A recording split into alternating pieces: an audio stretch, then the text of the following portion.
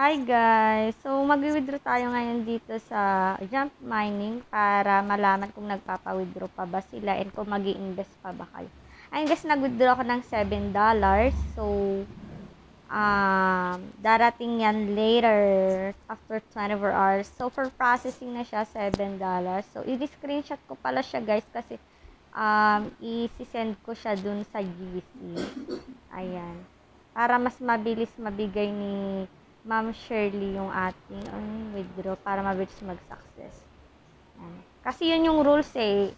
Pag mag-withdraw ka, kailangan ibigay yung ID number mo. Tapos, ayan, 110.65. Yan. Ayan. For processing na siya guys, wait na lang natin dumating sa ating GCash number.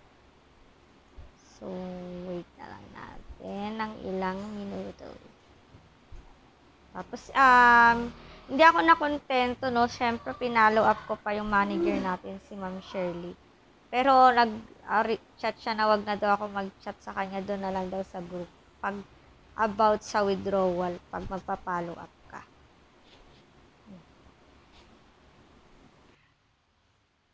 ID number mo lang.